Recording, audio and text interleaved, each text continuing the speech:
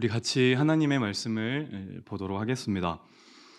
저희가 함께 읽을 하나님의 말씀은 고린도후서 12장 7절에서 10절까지의 말씀입니다. 고린도후서 12장 7절에서 10절까지의 말씀을요, 한 절씩 교독하시고 마지막은 같이 읽도록 하겠습니다. 제가 먼저 7절을 읽겠습니다.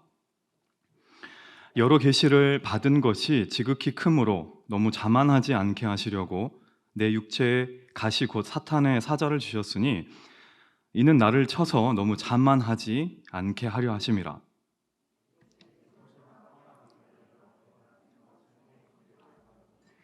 나에게 이르시기를 내 은혜가 내게 족하도다. 이는 내 능력이 약한 데서 온전하여 짐이라 하신지라. 그러므로 도리어 크게 기뻐함으로 나의 여러 약한 것들에 대하여 자랑하리니 이는 그리스도의 능력이 내게 머물게 하려 함이라. 그러므로 내가 그리스도를 위하여 약한 것들과 능력과 기뻐하노니 이는 내가 약한 그때의 강함이니라. 아멘. 우리는 다 능력이 있는 사람이 되기를 원합니다. 여러 가지 말들이 있겠지만 약하다 이런 말을 듣는 것을 이렇게 좋아하는 사람은 못 본 것 같아요. 예를 들어서요, 이제 뭐 학기 초이기도 하고 여러 가지 시작이 되었을 때 새로운 사람들을 만났을 때 야, 너 되게 약해 보인다 이런 말을 만약에 들었을 때 어떻게 알았어? 나 진짜 약한데? 라고 말하면서 굉장히 기뻐하는 사람은 저는 아직까지는 본 적이 없습니다. 사람은 약하다는 말을 싫어합니다. 그리고 저도 싫어합니다. 몸이 약하면 운동을 잘하기가 힘듭니다. 그리고 건강이 약하면, 체력이 약하면 병에 걸리기가 쉽습니다. 그리고 실력이 약하면 성적이나 성과를 내기가 힘듭니다. 이래저래 연약함, 약함이라는 말은 우리에게 즐거운 단어는 아닙니다. 우리가 좋아할 만한 상태는 아닙니다. 왜냐하면 그 사람들은 모두 다 인정받고 싶어 하기 때문에 그렇습니다. 강하다는 말을 듣고 싶어 해요. 제가 즐겨보았고 지금도 가끔씩 보는 만화가 하나 있습니다. 원피스라고 아실지 모르겠습니다. 제가 보다가 눈물을 흘린 그 몇 안 되는 만화입니다. 되게 많이 울었어요. 거기 보면은요, 여러 능력을 가진 인물들이 등장을 합니다. 보신 분들은 아시겠지만 거기는 어떤 열매 이런 게 나오거든요. 열매가 있는데 그 열매를 먹으면 특정한 능력이 생깁니다. 예를 들어 그 원피스 주인공이 루피인데, 루피는 고무고무 열매를 먹은 능력자입니다. 그래서 몸이 막 늘어났다 줄어들었다 하고 그렇게 공격을 하기도 피하기도 해요. 그래서 고무니까 총알 이런 건 튕겨져 나가기도 하고 몸을 막 부풀릴 수도 있습니다. 또 어떤 열매는 그 열매를 먹은 사람의 몸을 불로 바꿀 수도 있어요. 그리고 어떤 열매는 모래로 바꾸기도 하고 번개를 이용하게 하기도 합니다. 예전에 원피스를 한참 보다가 이런 생각을 해봤습니다. 이 열매가 내 눈앞에 있으면 나도 먹었으면 좋겠는데 하는 생각을 했던 적이 있습니다. 여러분, 우리가 잘 아는 사도 바울도 그랬어요. 사도 바울도 강해지고 싶었습니다. 왜냐하면은 사도 바울에게는 약함이 있었기 때문에 그렇습니다. 7절 말씀 우리가 읽었는데 한번 다 같이 다시 한번 읽어보겠습니다. 7절입니다. 시작. 여러 계시를 받은 것이 지극히 크므로 너무 자만하지 않게 하시려고 이는 나를 쳐서 너무 자만하지 않게 하려 하심이라. 바울이 고백합니다. 자기에게 뭐가 있었다고 말하냐면 가시가 있었대요. 이 가시를 뭐라고 표현하냐? 사탄의 사자라고까지 표현을 합니다. 여러분, 바울에게 있었던 가시가 뭘까요? 그 손이나 발에 그 가시 박혀본 적이 있으시죠? 되게 아프죠? 뽑아보면 별거 아닌데 이게 되게 따갑습니다. 까끌거리고 불편하게 만들어요. 근데 이 가시가 오늘 성경에 나와 있는 가시를 원어로 보면 손에 박혀 있는 작은 가시를 말하는 게 아닙니다. 원어를 보면 말뚝, 송곳 이런 것을 일컫는 단어예요. 그러니까 바울이 자기 몸에 가시가 있었다라고 하는 것은 뭐 나무를 만지다가 가시 박힌 이런 게 아니라 자기 몸에 송곳이 꽂혀 있었고 자기 몸에 말뚝이 박혀 있었다라는 의미입니다. 어떤 목사님이 바울이 말한 이 육체 가시에 대해서 집중적으로 연구를 하셨습니다. 소망교회 곽선희 목사님이신데 이분이 50페이지 정도의 논문을 쓰셨어요. 그래서 그 논문의 결론이 뭐냐면 바울의 가시는 간질병이다라는 결론을 얻으셨고요. 저도 그 결론에 동의합니다. 뭐 예를 들어서 당시 그 페르시아 문헌서들을 연구해 보면은 간질은 마귀가 지는 병이다 뭐 이런 속설도 있었다고 해요. 오늘 본문에서도 사도 바울이 자기 몸에 있는 가시를 설명하면서 뭐라고 말하냐면 사탄의 사자를 주셨다라고 표현을 하고 있습니다. 또 갈라디아서 4장 14절 이것도 한번 같이 읽어볼까요? 시작. 너희를 시험하는 것이 내 육체에 있으되 이것을 너희가 업신여기지도 아니하며. 네, 여기까지만. 네, 감사합니다. 뭔진 모르는데 가시가 있었는데 그 가시 때문에 업신여긴 거예요, 사람들이. 자, 보세요. 그 바울이 설교를 합니다. 이렇게 앞에서 설교를 하는데 설교를 하다가 그 간질병의 증상 아시죠? 갑자기 거품을 물고 쓰러지는 겁니다. 그리고 다시 일어나서 입을 쓱 닫고 다시 설교를 하는 거예요. 다시 병이 재발하면 다시 쓰러지고. 만약에 여러분들이 그 성도님들이라 하면 말씀에 집중이 될까요? 온전히 그 은혜를 받으실 수 있겠습니까? 사람들이 수군거렸을 거라고요. 자기 병도 못 고치면서 쟤는 왜 저렇게 있는 거니? 막 이렇게 이야기를 했을 거라고요. 바울이 속상한 나머지 기도를 합니다.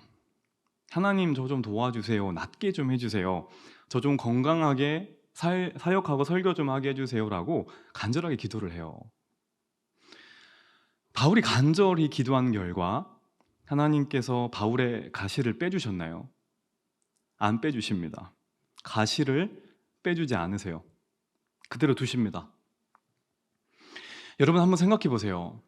바울이 자신의 약함을 놓고 기도하고 있는데 나쁜 데 쓰려고 한 것도 아니에요. 하나님이 부탁하신 일을 조금 잘 해보려고 기도를 하는데 하나님이 그대로 두십니다.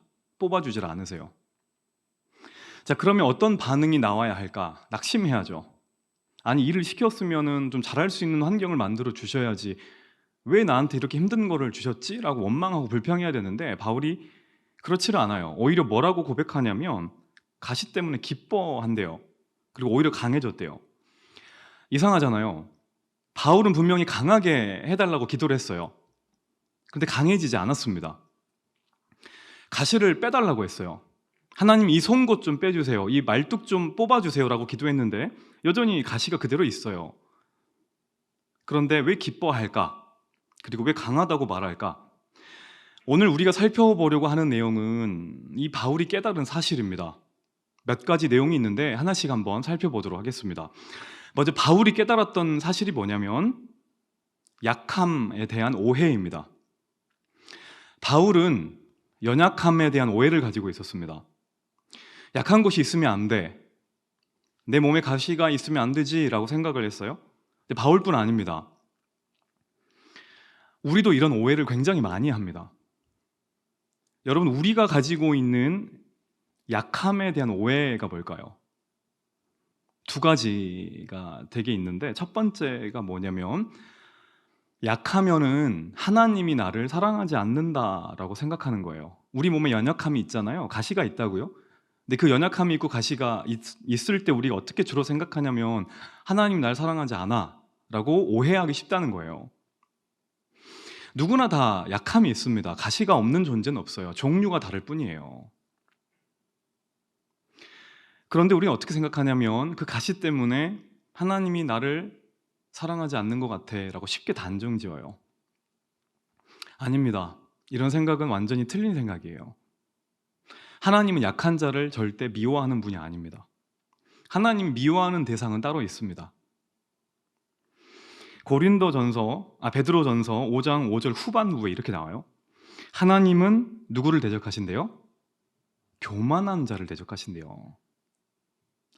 겸손한 자에게는 은혜를 주시느니라 라고 나와 있어요. 하나님이 누구를 미워하냐면 교만한 자입니다. 약한 자가 아니에요. 약한 자는 더 사랑하십니다. 자, 이 약한 자를 사랑한다는 말을 잘 들으셔야 되는데, 약한 자를 사랑한다는 것은 그 약함 때문이 아니라 약함에 초래되는 상태 때문에 그렇습니다. 우리가 그 약함이 너무 크게 느껴지고 내 안에 가시가 너무 아프게 느껴지면 겸손해집니다. 그래서 이런 고백을 저희들도 모르게 하게 돼요. 난 할 수 있는 게 아무것도 없구나. 어떻게 하라는 거지? 하나님 제발 좀 도와주세요. 이 기도가 우리도 모르게 튀어나옵니다. 여러분, 이거는 하는 게 아니라 튀어나오는 겁니다. 어떻게 하라는 겁니까? 도와주세요. 여러분, 하나님은 이 고백을 기뻐하십니다. 이 고백이 있는 사람을 너무 사랑하신다 이 말이에요. 제가 얼마 전에 저희 부서 목자 한 명을 만났습니다. 이런저런 이야기를 하다가 이런 기도 제목을 나눠주더라고요. 제가 잘하는지 모르겠대요. 정말 잘하고 있는데 잘하는지 모르겠어요, 목사님. 그리고 목자로서 너무 부족해 보여요 라는 고백을 좀 한 걸 들었습니다. 너무 잘하는 친구예요.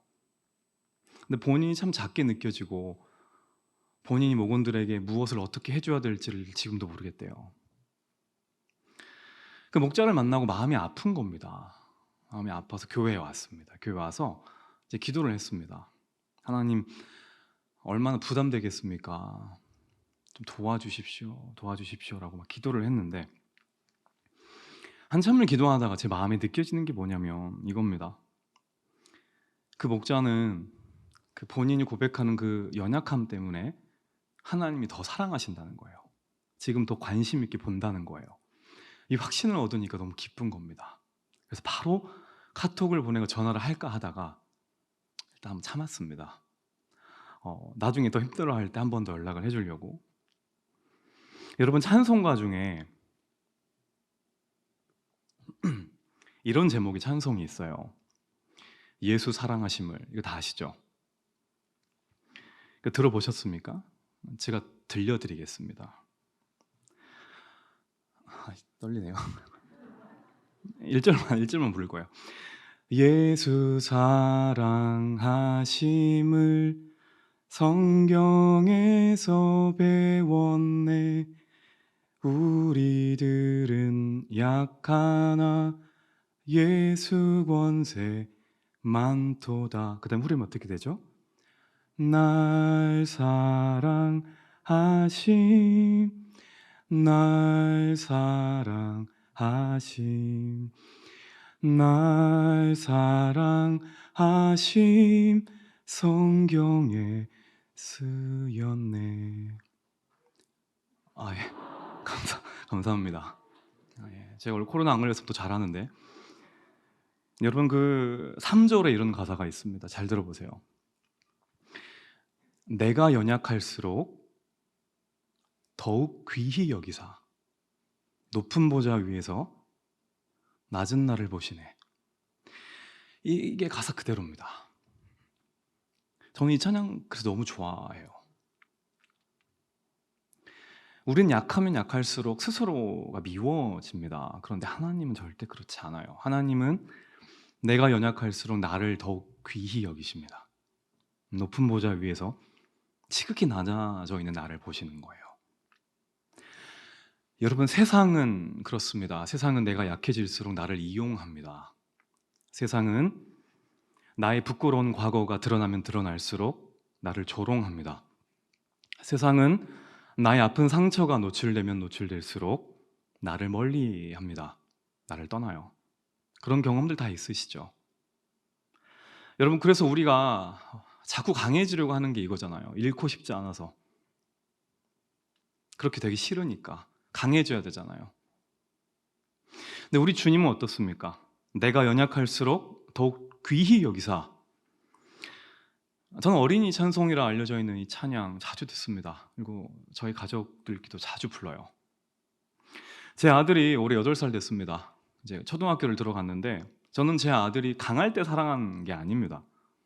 8살짜리가 강해봤자 뭘 얼마나 강하겠습니까? 오히려 아파할 때, 힘들어할 때 저는 제 아들을 더 귀히 여깁니다. 엄마 아빠 찾을 때, 도와달라고 말할 때 그때 안아줍니다. 여러분, 누가 하나님을 찾을까요? 왜 우리가 기도가 안 나올까요? 왜 기도를 못 할까요? 우리가 강하다고 생각하기 때문에 그렇습니다. 누가 하나님을 찾냐면 강한 사람이 하나님을 찾지 않아요.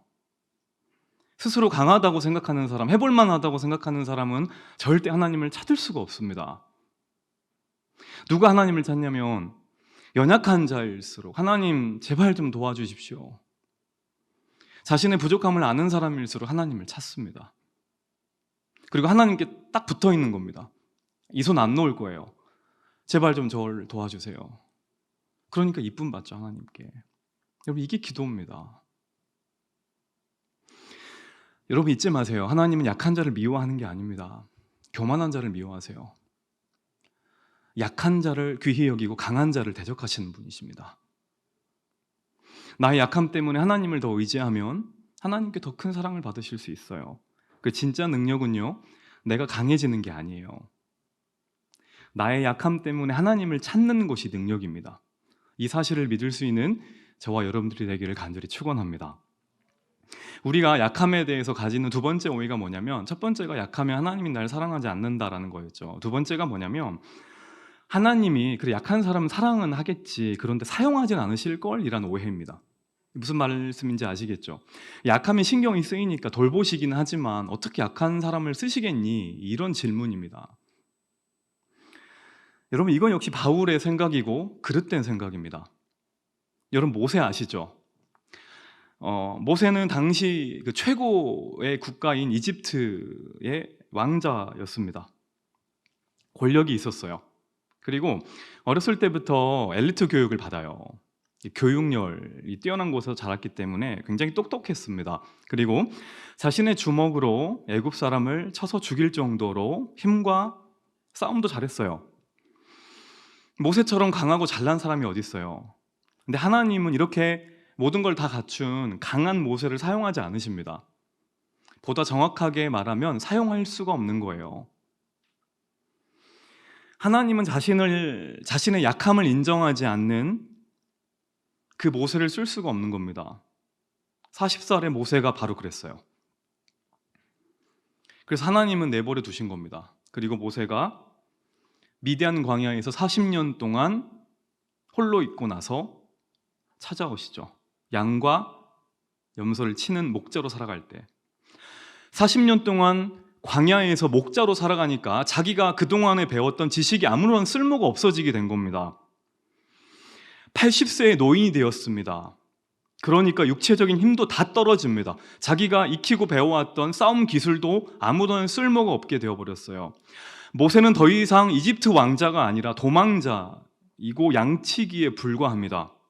그런데 하나님께서 모세에게 나타나신 때가 언제냐면 그때입니다. 약해질 대로 약해진 그때에 우리 하나님이 모세에게 나타나십니다. 이유가 뭘까요? 모세가 40년 동안 양치기 생활을 하면서 깨달았기 때문에 그렇습니다. 무엇을 깨달았냐면 자신의 연약함입니다. 이제는 자신의 연약함을 인정할 줄 아는 자가 된 거예요. 하나님께서 모세에게 이렇게 말해요. 너 이집트 가가지고 내 백성 좀 다 데리고 올래? 라고 말하니까 모세가 뭐라고 하나요? 보낼 만한 자를 보내십시오 라고 해요. 난 못한다 이겁니다. 저는 그런 일을 할 존재가 안 돼요 라고 해요. 드디어 힘이 빠진 겁니다. 겸손해진 거예요. 그때부터 하나님이 모세를 들어 쓰시는 겁니다. 하나님이 모세를 쓰시기 시작한 타이밍을 잘 보세요, 여러분. 모세가 가장 강할 때가 아닙니다. 모세가 모든 것을 다 갖추었을 때가 아니에요. 모세가 가장 약해져 있을 때 하나님이 일을 하기 시작하는 거예요. 베드로 보세요. 예수님이 베드로를 언제 사용하십니까? 베드로가 이런 말을 했습니다. 예수님, 다른 사람은 다 주를 버렸는데 다 주를 버려도 저는 주님을 안 버릴 건데요. 이게 확언합니다. 그때 예수님이 베드로를 쓴 거 아니에요. 아, 그래, 진짜 믿을만하다 라고 쓰신 게 아닙니다. 베드로를 언제 사용하시냐면 다 아시죠? 예수님을 3번 부인하고 나서 주님, 저는 죄인입니다 할 때 예수님이 내 양을 먹이라 라고 쓰시는 거예요. 오늘 본문의 바울도 마찬가지입니다. 바울은 정말로 뛰어난 사람이었어요. 로마 시민권자예요. 당시 로마 시민권은 굉장한 특권층의 상징이었어요. 바울의 고향은 다소라는 지역입니다. 다소라는 지역은 당시 로마 제국 안에서도 학구열, 교육 수준이 굉장히 높은 곳이었습니다. 오늘날 우리로 말하면 강남 8학군 정도 되는 거예요. 거기서 태어났고 여러 학문을 많이 배웠겠죠. 그리고 가말리엘이라는 당시 최고의 학자에게 공부를 배워요. 그러니까 요즘으로 말하면 조기 교육을 받고요, 최고의 대학에서 공부를 하기 위해서 최고의 교수가 있는 곳으로 간 거예요. 유학을 떠난 겁니다. 혈통도 좋아요. 베냐민 지파, 그리고 히브리인 중 히브리인이라고 말해요. 학연, 지연, 혈연 다 갖춘 초엘리트가 누구냐면 바울입니다. 최고의 스펙이에요. 하나님이 잘난 바울에게 무엇을 주시냐면 가시를 주십니다. 여러분, 바울이요, 자기 몸에 연약함과 가시가 있다는 것을 언제 알게 되었을 것 같으세요? 어렸을 때부터 알았을까요? 아니겠죠? 자신의 연약함을 깨달았던 것은 다메섹 도상 가는 길에서 예수님을 만나고 나서부터입니다. 하나님의 일을 하기 시작할 때부터 내 몸에 가시가 있구나라는 걸 깨닫게 된 거예요. 바울은 선천적으로 연약했던 자가 아니에요. 하나님이 사역을 시작한 바울에게 주신 겁니다. 왜 하나님이 가시를 주셨을까? 이유가 9절에 정확하게 나와 있습니다. 오늘 본문 9절입니다. 다 같이 한번 한 목소리를 읽도록 하겠습니다. 시작. 나에게 이르시기를 약한 데서 온전하여짐이라 하신지라. 그러므로 도리어 크게 기뻐함으로 나의 여러 약한 것들에 대하여 자랑하리니 이는 그리스도의 능력이 내게 머물게 하려 함이라. 이 말입니다. 너의 인생 가운데 가시가 하나도 없다면 넌 너무 잘난 애 아니니, 그러니까 너는 네 힘으로 하지 나를 의지하지 않을 거야. 그렇다면 내 능력이 너한테 임할 수가 없단다. 그러니까 나는 너에게 가시를 줄 수밖에 없어. 이걸 깨달은 거예요, 바울이. 방금 읽은 9절에 이런 말 있죠. 그리스도의 능력이 내게 머물게 하려 함이라. 이 9절에서 머물다는 말은 원어로 이런 뜻이에요. 장막을 치다란 뜻이에요. 하나님의 임재를 말합니다. 그러니까 약함이 있는 내 몸에, 가시가 박혀 있는 내 몸에 하나님이 무엇을 만드신다고요? 장막을 만드신다는 겁니다. 여러분, 저와 여러분들이 새겨야 될 게 이겁니다. 약함에 쓰임받지 못하는 게 아니에요. 저희들의 약한 그 포인트가 있죠. 그곳에는 하나님이 장막이 세워질 자리입니다. 바울이 연약함에 대한 오해를 깨달아요. 그리고 내가 잘못 생각하고 있었구나 하면서 내린 결론이 뭐냐면 10절인데요. 제가 읽을게요. 그러므로 내가 그리스도를 위하여 약한 것들과 능욕과 궁핍과 박해와 권도를 기뻐하노니, 이게 되게 중요하죠. 이 구절만 같이 읽어보겠습니다. 시작. 이는 내가 약한 그때에 강함이라 라고 합니다. 바울이 깨달은 것이 뭐냐면 약한 것이 강한 거구나. 왜냐하면 신앙이 곧 관계라는 것을 알았기 때문에 그래요. 담임 목사님께서도 주일날 계속 그 말씀하고 계시죠. 신앙이 관계다. 바울이 깨달은 것은 신앙은 내 실력으로 하는 게 아니구나, 내 스펙으로 하는 것이 아니구나, 신앙은 철저하게 나와 하나님과의 관계구나라는 것을 알았다는 거예요. 많은 사람들이, 많은 청년들이 이렇게 생각합니다. 신앙은 조건을 갖추는 거라고 생각을 해요. 그래서 조건을 갖추기 위한 기도를 합니다. 하나님, 저 이거 잘하게 해주세요. 하나님, 저 이 능력을 허락해 주세요. 전부 조건에 대한 기도입니다. 왜 그러냐면 자꾸 내가 한다고 생각하기 때문에 그래요. 그래서 자꾸 가지려는 기도를 합니다. 내가 해야 된다 생각하니까 내가 가져야 되는 거예요. 여러분, 신앙은 가지는 게 아닙니다. 신앙은 우리가 자격을 갖추었기 때문에, 조건을 갖추었기 때문에 하는 게 아니에요. 오히려 우리가 자격이 없고 조건이 안 됐기 때문에 가능한 게 신앙입니다. 이것을 헷갈리시면 안 돼요. 바울은 뛰어난 사람이었어요. 그래서 자꾸 더 가지려고 하는 거예요. 내가 더 강해져야지, 세상이 나를 무시하지 않게, 내가 더 좋은 걸 얻어내야지, 내가 회사에서 빨리 승진을 해서 그것으로 하나님께 영광 돌려야지라고 생각을 하는 거예요. 근데 나중에 깨달은 게 그게 아니라는 거죠. 아, 이게 아니구나. 내가 구해야 될 것은 강해지는 게 아니라 하나님과 친해지는 거구나라는 걸 안 거예요. 여러분, 바울이 왜 하나님에게 그 가시를 얻었을까요? 신앙은 내 힘으로 하는 것이 아님을 알게 하기 위해서. 내가 가진 것으로 하는 것이 아니라 하나님이 가진 것으로 하는 게 신앙입니다. 우리가 구약 성경을 보다 보면 사울과 다윗 이야기가 나와요. 여러분, 사울과 다윗 이야기 다 아시죠? 이 둘의 차이를 하나로 정리하면 이겁니다. 관계입니다, 관계. 다윗과 사울을 설명할 수 있는 말은 되게 많거든요. 그런데 이걸 한마디로 요약하면 이거예요.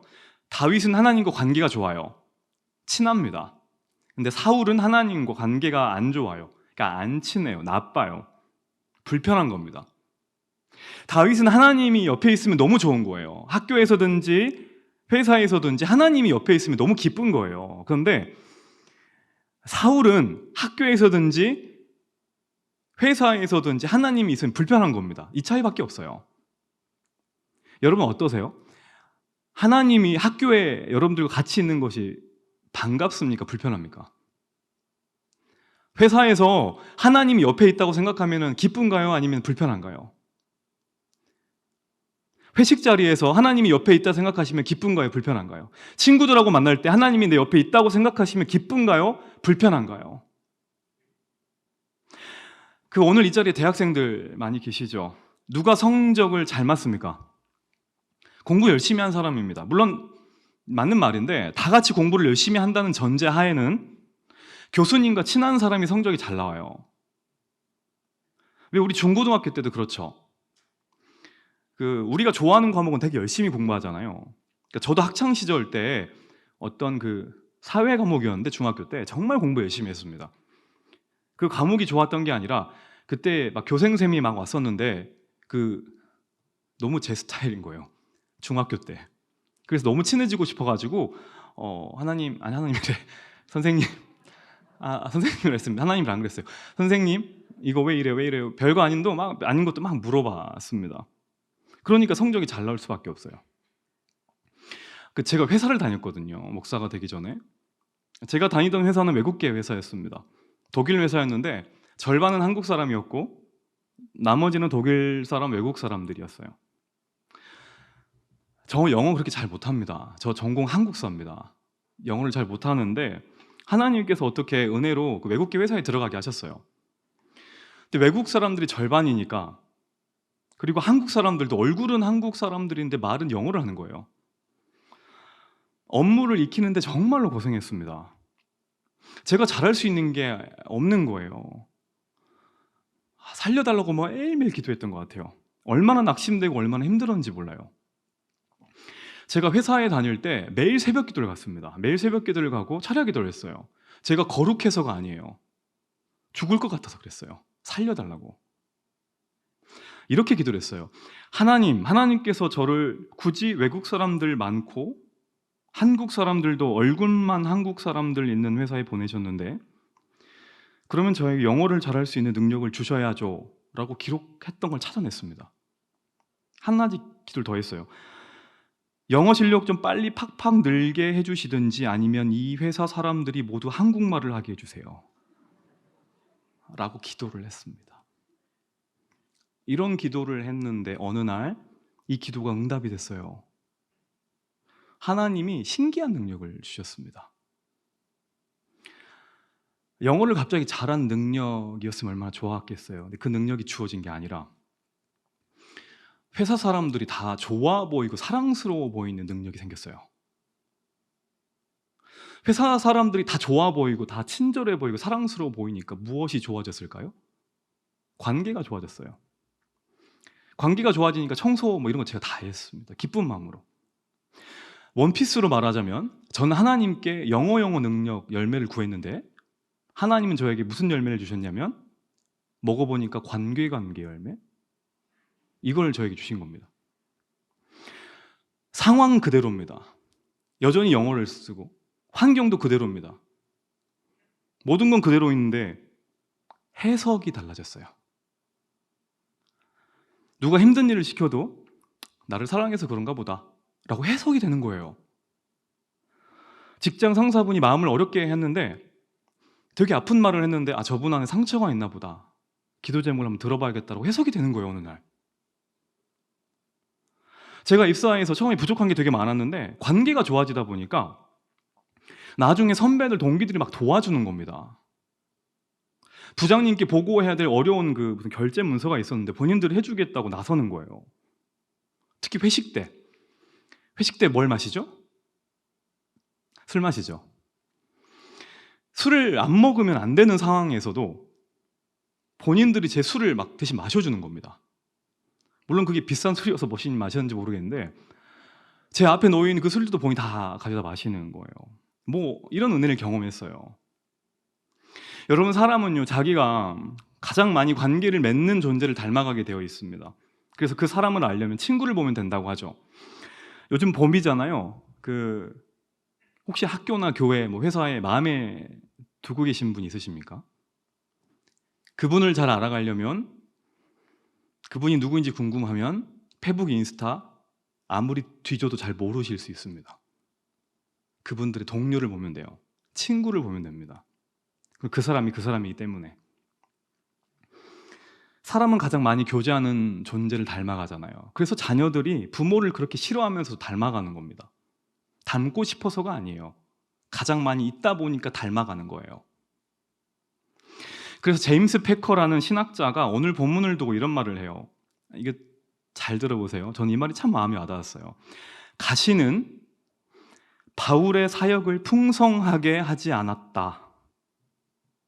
다만 바울을 더욱 예수님을 닮게 만들었다. 되게 멋지지 않습니까? 한 번 더 해드릴게요. 가시는 바울의 사역을 풍성하게 만들지는 않았다. 하지만 바울을 더욱 예수님 닮게 만들어 주었다. 저는 이 말이 참 마음에 와닿았었습니다. 하나님이 우리 삶에 약함을 두시는 이유, 그리고 우리 안에 가시가 있는 이유는 이 때문입니다.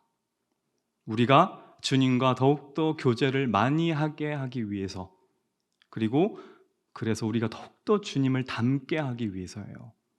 그래서 오늘 설교 제목이죠. 우리의 약함은 시작입니다. 절대로 끝이 아니에요. 주님을 닮아가는 시작이 되는 거예요. 바울이 연약함을 통해서 자신의 연약함이 주님을 닮아가는 시작인 걸 알았어요. 그리고 바울이 가시를 통해서, 하나님의 가시를 통해서 바울에게 또 다른 시작을 하나 허락하세요. 자, 이거 잘 들어보십시오. 그게 뭐냐면 동역자입니다.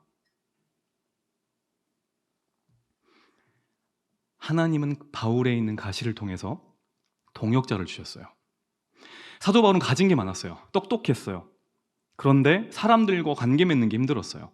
자기가 잘났으니까 이해가 안 되는 거예요. 여러분, 성경을 보면은 바울이 참 파이터입니다. 엄청 싸워요. 자신을 사도들에게 소개시켜준 바나바와도 싸우고요. 전도 여행을 같이 갔던 마가랑도 싸웁니다. 그리고 예수님의 수제자죠, 베드로랑도 싸워요. 하나님은 가시를 빼달라는 바울의 기도에 응답하십니다. 그 응답이 뭐냐면 가시를 빼주지 않고 사람을 보내주십니다. 옛날에는 간질병이 많았어요. 간질병 환자에게는 당시에는 원칙적으로 의사가 한 명씩 꼭 붙어야 했습니다. 왜냐하면 간질병을 앓다가 쓰러지면 혀를 깨물 수도 있고요. 그리고 주변에 강이나 물이 있는 경우는 물에 빠질 수도 있고, 다치다가 타박성을 입을 수도 있기 때문에 꼭 의사들이 따라다녔대요. 치료를 해야 되니까 바로바로. 바울에게도 따라다니는 의사가 있었습니다. 그 의사 이름이 뭘까요? 누가입니다. 그 의사의 이름은 누가입니다. 누가는 누가복음과 사도행전을 썼습니다. 사도행전은 누가가 바울을 따라다니면서 보고 들은 하나님의 이야기를 쓴 책입니다. 하나님은 가시를 통해서 바울이 예수님을 닮게 하셨고요. 가시를 통해서 누가라는 인생 최고의 동역자를 보내주셨어요. 하나님의 깊은 뜻을 깨달은 바울이 그래서 이렇게 고린도후서 13장 13절에 마무리합니다. 한번 다 같이 읽어보겠습니다. 시작. 교통하심이 너희 무리와 함께 있을지어다. 아멘. 목사님 마지막에 축도하는 게 바로 이 내용이에요. 깨달은 거예요. 아, 내가 연약하니까 예수님을 닮아가는구나. 내가 연약하니까 나에게 동역자들이 생기는구나. 내가 연약하니까 교회를 사랑하고 축복하게 되는구나 입니다. 사랑하는 여러분, 우리의 가시가 무엇입니까? 그리고 우리 연약함은 무엇입니까? 하나님은 나의 연약함을 통해서 오늘 또 예수님을 더 닮게 만드실 겁니다. 그리고 하나님은 나의 이 가시를 통해서 나의 누가를 만나게 하실 겁니다. 그리고 하나님은 나의 연약함을 통해서 우리 내수동교회 대학부 청년부를 사랑하게 만드실 겁니다. 그래서 나의 약함은 끝이 아니라 시작입니다. 이 말씀 기억하시면서 우리도 바울처럼 모든 사람을 축복하며 우리의 약함을 자랑할 수 있는 주의 자녀들이 되기를 간절히 축원합니다.